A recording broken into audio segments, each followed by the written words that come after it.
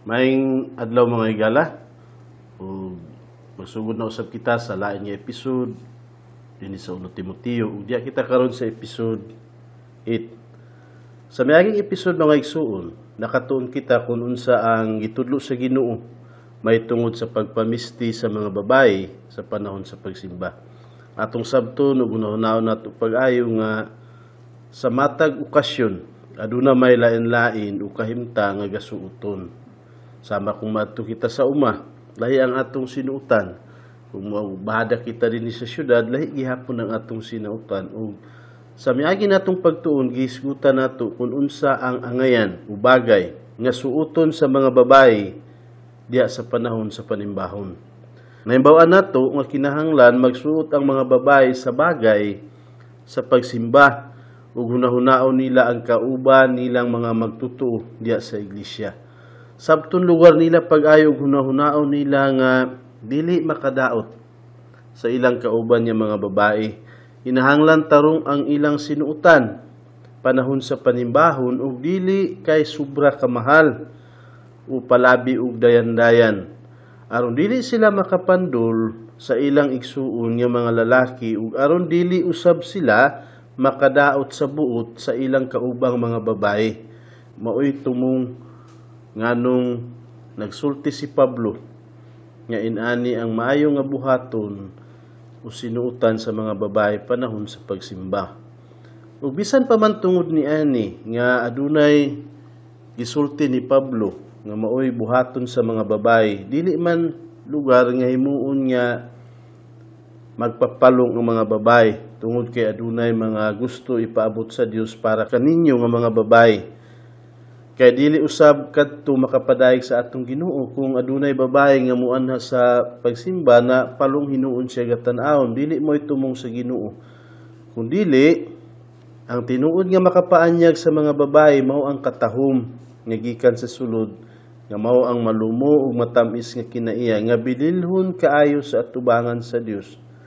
Dios nang kini nga pagkagwapa, ug mo'y kinahanglan apason sa tanang mga igsuon nga mga babae, lakip ang mga dalaga. Unta, masabot nato ni. Kita nga mga iglesia og labaw sa tanan ang mga babae diha sa panahon sa pagsimba. Himuwa nga kini nga paagi makasimba kita nga sentro ang atong mga hunahuna ug kasing-kasing sa Dios nga mo'y angayan nato nga kasimbahon ni ana nga mga panahona. Ug karon nga episode, mupadayon kita sa pagtuon kung unsa ang pwede buhaton sa mga babae panahon sa pagsimba, sumpay sa teksto nga atong gihisgutan sa miagi. Apanaa sa kita hisgutan isip pasiuna. Sa dili pa kita mupadayon niini nga gahisgutan kung unsa ang sunod nga gitudlo ni Pablo dito kang Timoteo nga ikinabuhi o buhaton sa mga babae diha sa iglesia. Naauna kita'y mga pasiuna nga maayo gid kaayo nga para sa dili pa kita mohisgot sa teksto daan mahanay ug maplastar sa atong mga hunahuna. Dili ba mga igsuon nahimbaw-an nato nga tulo ka persona ang Dios o kapila nato kini mahisguti sa atong mga pagtuon sa miagi nga mga series diha sa Hiwansyo. Tulo ka persona ang Dios nga mao ang Dios nga Amahan, Dios nga Anak ug ang Espiritu Santo. Usa lamang ang Dios apan tulo. Tulo apan usa. Ug atong hunahunaon nga aduna ra gyoy usa ka Dios apan adunay tulo ka persona. Nagpareha sila og gahom.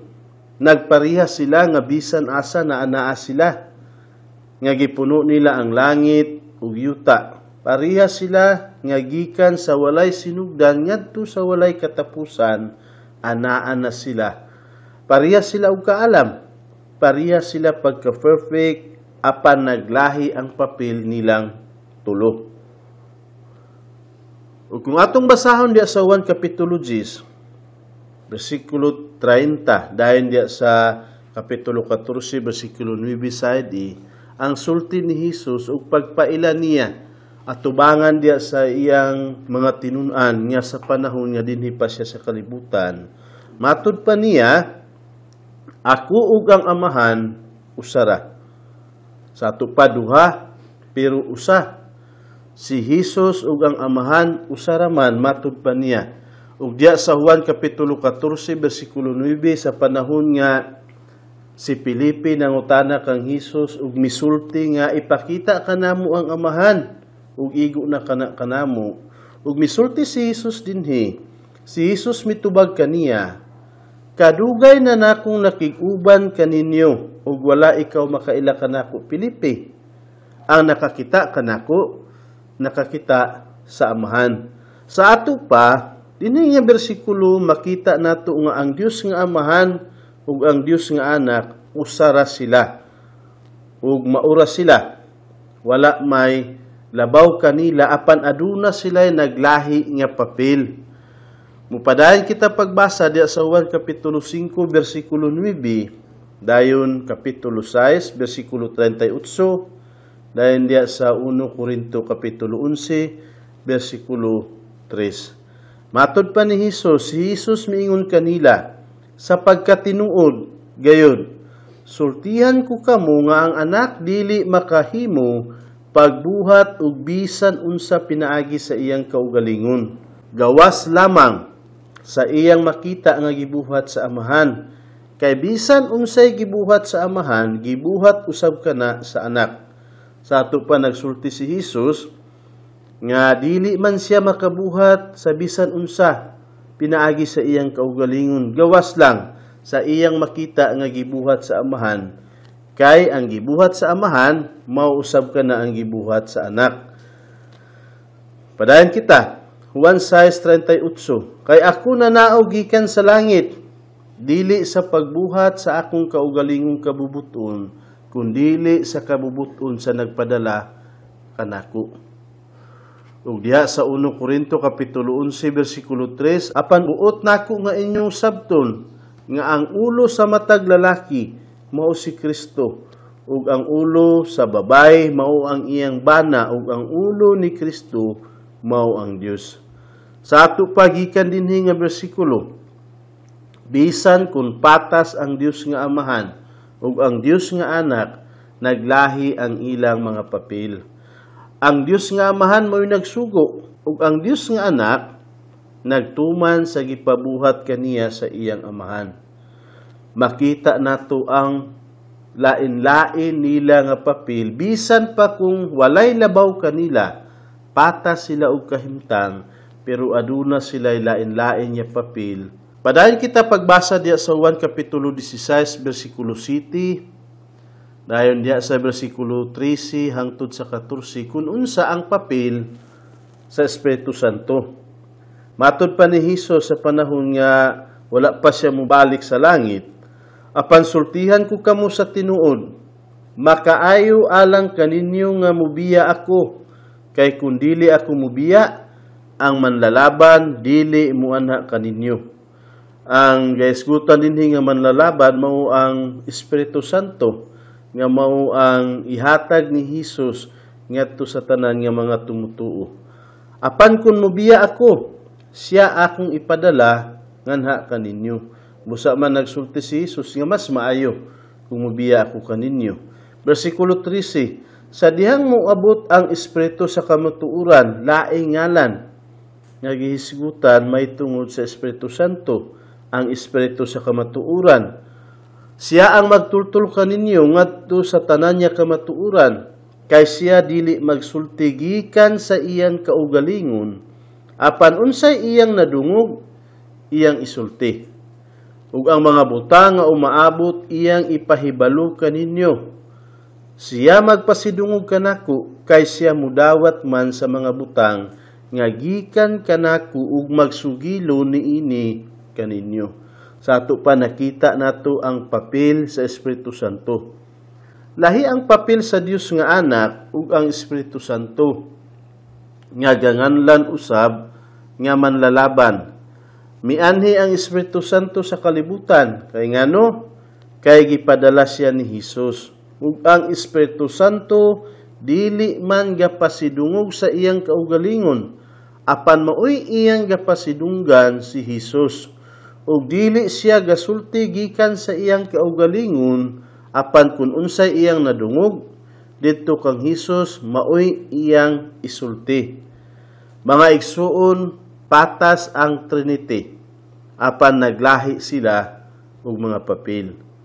Atong sabton pag-ayo ang Dios nga Amahan, Dios nga Anak ug ang Espiritu Santo naglahi sila og mga papel. Siguro dili kita kaayo makasabot ni ini. Ug naa siguro tawo nga gapaniguro gid sa pagsabot ni ini, apan dili gid nato masabot kini. Apan ukira kay sa unahan kung ibayaw na kita sa langit, human kita makasabot. Kay karon limitado pa ang atong mga salabutan. Ug wala itugot sa Dios nga matugkad nato pag-ayo ang may tungod ni ini nga kahimtang. Padayon kita, kung ingon ani ang kahimtang sa mga papel sa atong Dios, unsa kaha ang kahimtang sa atong mga papel? Sama sa atong gisgutan ganina, nakita nato kung unsa ang mga kahimtang sa mga papel sa Dios nga Amahan, Dios nga Anak ug Espiritu Santo. Dobi, kita, unsa ang atong mga papel? Nagparihas ba kaha ang papel sa mga lalaki ug sa mga babae? Mao lugar ang pangutana sa matag usa kanato. Ang papel sa mga lalaki ug ang papel sa mga babae diya sa iglesia, susama ba kaha? Matubag kini karong taud-taud kay siguro adunay mga tumutuo nga galibog gihapon hangtod karon kung unsa ang gitugot o gitudlo sa Dios para sa pagkinabuhi o ikinaiya sa mga babae diya panahon sa panimbahon. Basahon nato ang Galacia kapitulo 3 bersikulo 28. Matod pa niini, walay Hudiyo o Grigo, walay ulipon o gawasnon, walay lalaki o babae, kay kamong tanan usara diha kang Kristo Hesus. Mga igsuon, dinhi niining bersikulo, makita nato nga usara ang lalaki ug ang babae diha kang Kristo. Sa ato pa patas ra kita, walay labaw sa ato tubangan sa Dios, kay kitang tanan gipalit sa dugo ni Hesus. Kitang tanan gihatagan og espirituhanong mga gasa. Kitang tanan kinahanglan magsangyaw sa paagi sa kaluwasan, ug kitang tanan makaadto sa langit, ug kitang tanan hatagan og mga ganti sa unahan. Ang lalaki ug ang babae patas man diha kang Kristo, uparihas sa kahimtang, walay labaw.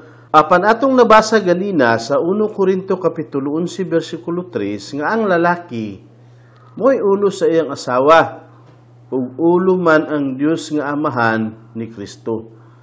Mga igsuon, wala kini magpasabot nga ang lalaki labaw kay sa babae diha sa pagtuo. Apan gapasabot kini nga lahi ang gihatag sa Dios nga papel sa mga babae ug lahi usab ang papel sa mga lalaki.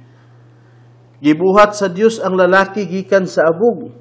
Kung atong mahuna-huna ang sinugdan sa pagbuhat sa tao, gikan sa abog gihulma ang lalaki ug gihuypan ang buho sa iyang ilong ug nahatagan og kinabuhi. Apan ang babae gibuhat niya gikan sa gusok sa lalaki. Busa lahi ang gigikanan sa lalaki ug lahi ang gigikanan sa babae. Ang lalaki gibuhat alang sa Dios, apan ang babae gibuhat alang kang Adan. Unang gibuhat ang lalaki, ulahi gibuhat ang babae. Ug mga igsuon, ang sala nakasulod sa kalibutan pinaagi sa babae, ug dili pinaagi sa lalaki. Kung nagpailalom unta ang babae sa mando sa iyang bana dito sa tanaman sa Eden, basin dili sila makasala nung atong mahuna-huna pag-ayo. Wala buhata ang babae aron maoy magdumala sa lalaki, apan gibuhat ang lalaki aron maoy magdumala sa babae. Klaro dinhi nga lahi ang papel sa lalaki ug lahi usab ang papel sa babae. Apan patas sila at tubangan sa Dios.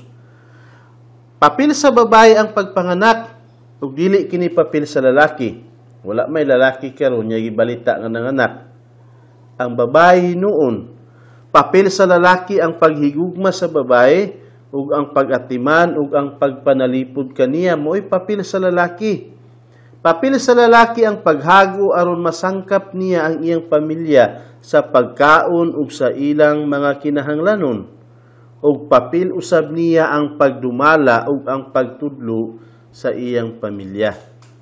Naay papel sa lalaki ug naapoy papel sa babae.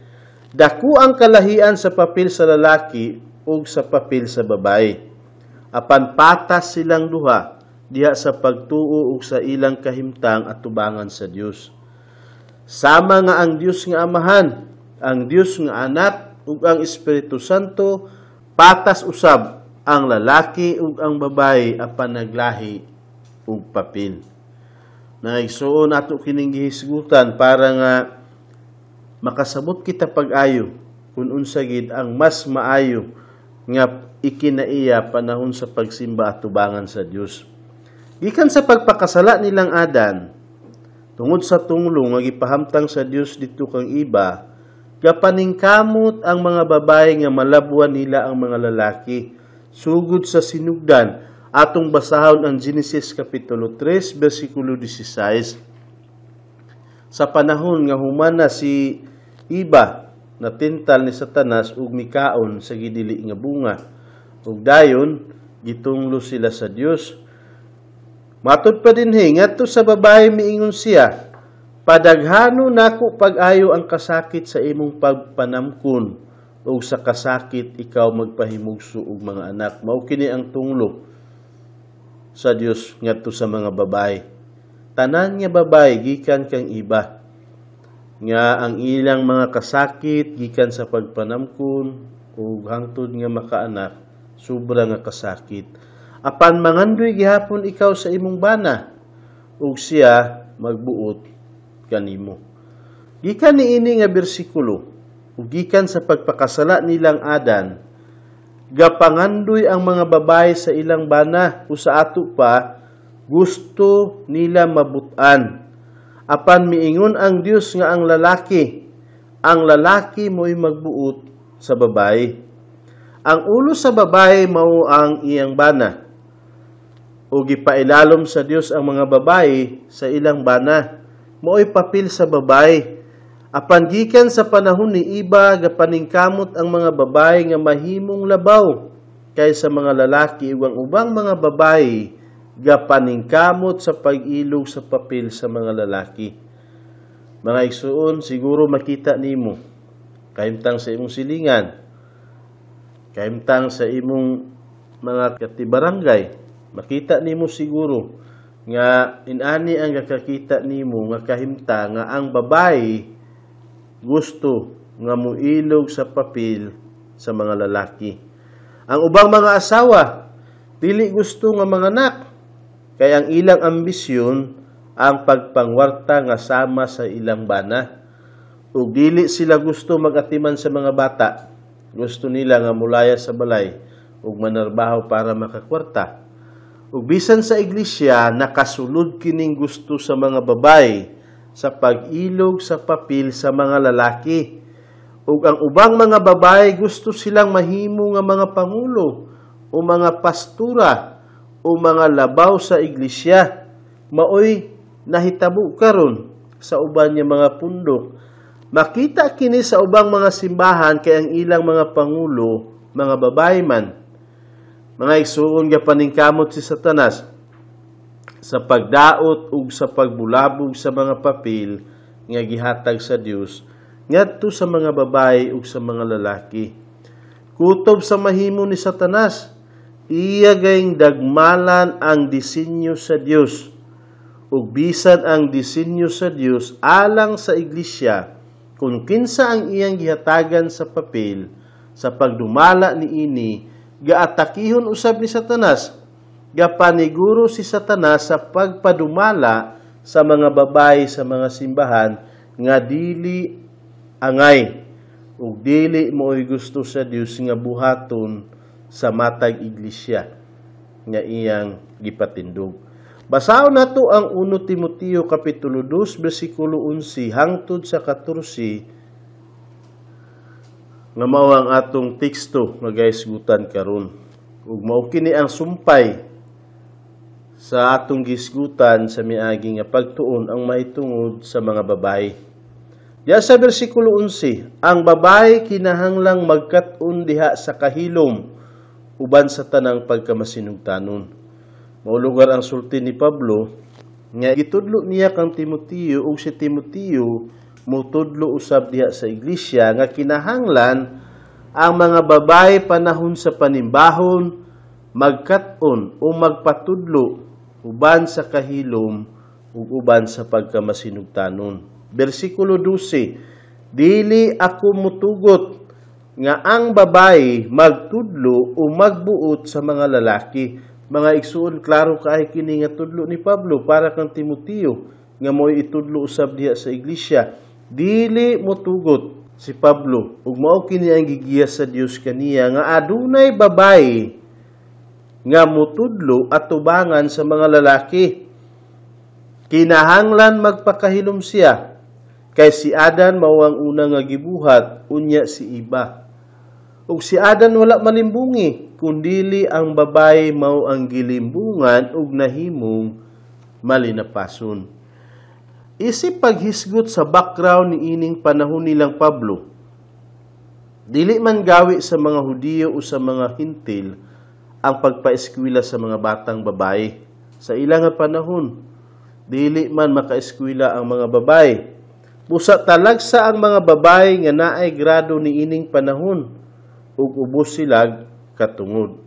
Apan dinhi sa 1 Timoteo kapitulo 2 bersikulo 11 hangtod sa 14, nabasa nato nga gipataas sa Dios ang katungod sa mga babayi.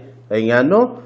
Kay nagsugo ang Dios nga apil ang mga babayi magpatudlo o magkat-on panahon sa pagsimba uban sa mga lalaki nga kung atong mahuna-huna wala sila ipaeskwela sa una, sa bata pa sila, pero karon mahimo nga makauban sila panahon sa panimbahon.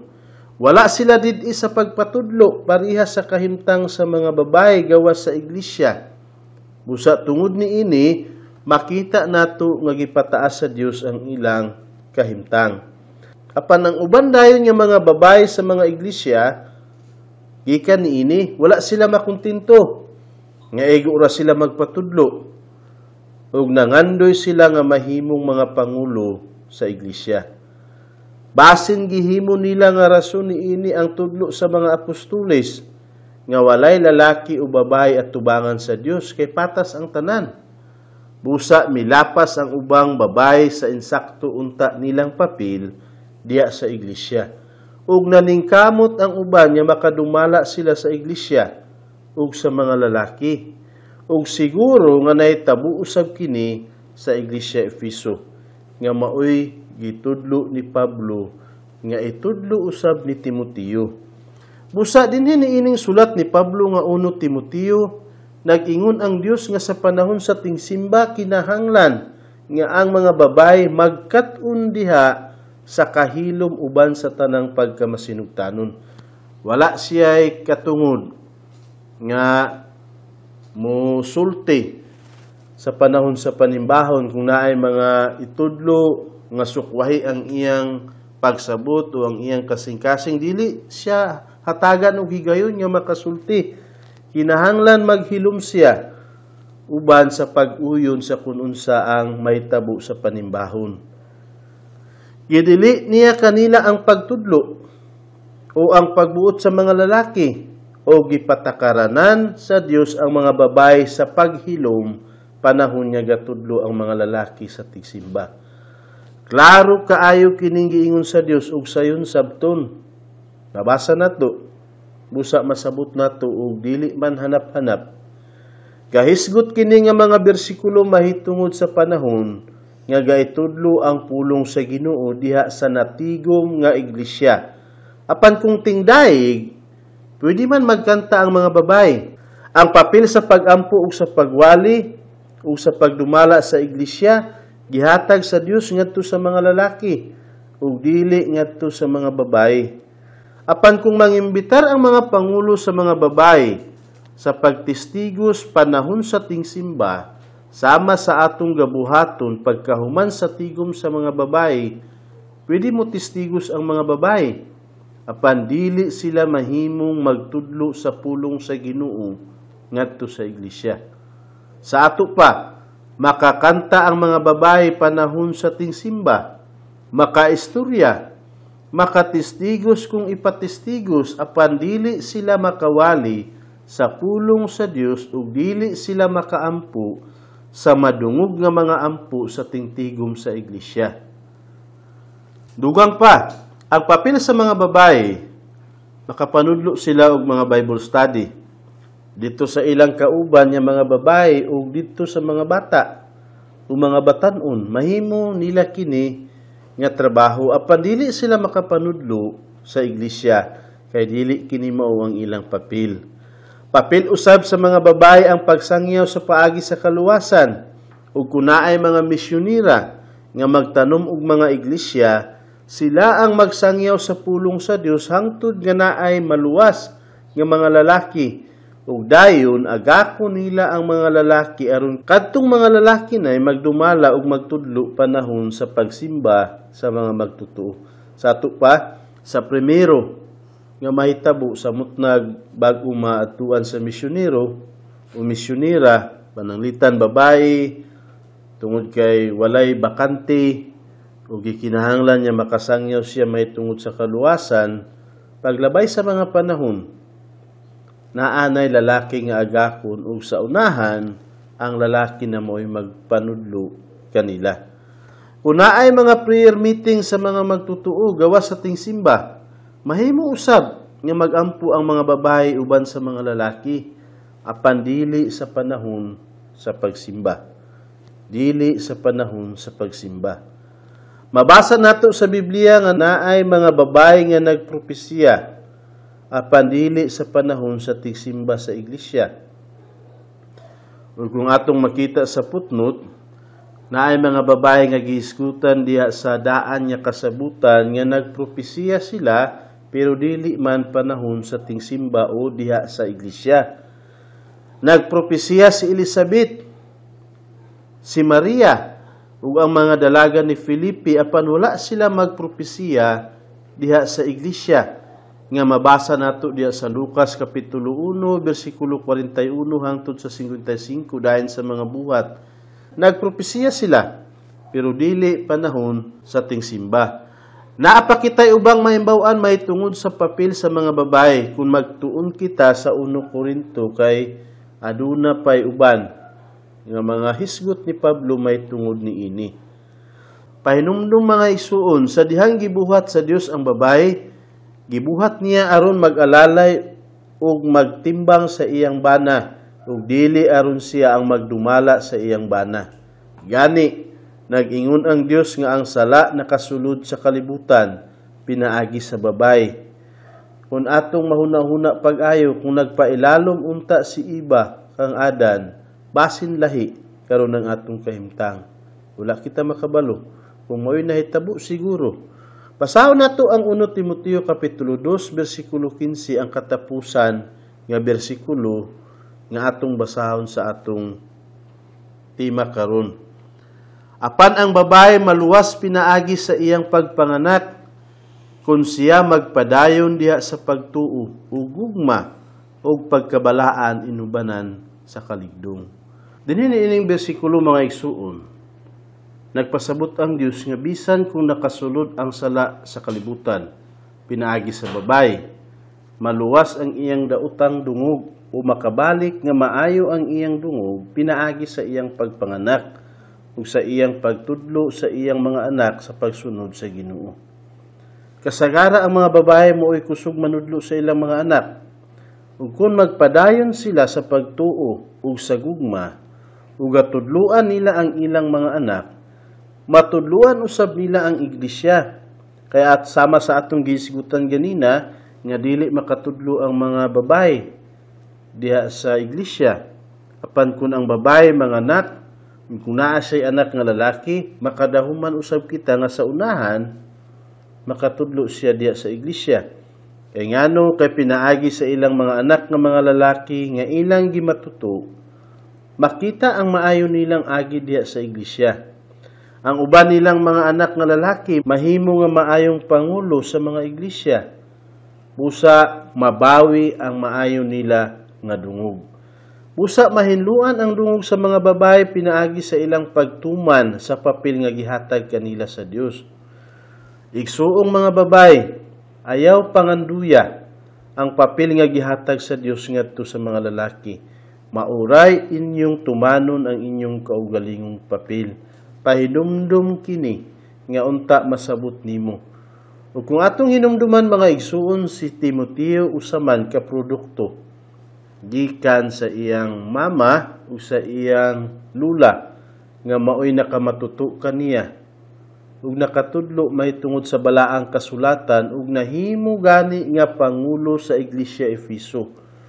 Busa kamo nga mga inahan ug mga lula, padayunan ninyo ang papel nga gihatag sa Dios kaninyo ug makadahuman usab kita kung sa unahan mamatuto ninyo ang inyong anak nga lalaki, posible usab nga mahimo siya nga pangulo diha sa iglesia. Mga igsoon, agi sa pagtapos, aduna na usab kita yung mga homework nga kung mahimo sa matag human sa panihapon uban sa imong anak, asawa, kung naa kay anak nga mo'y makabasa ug ikaw mo'y maka-explicar sa kung unsa ang gitudlo diya sa Ginoo.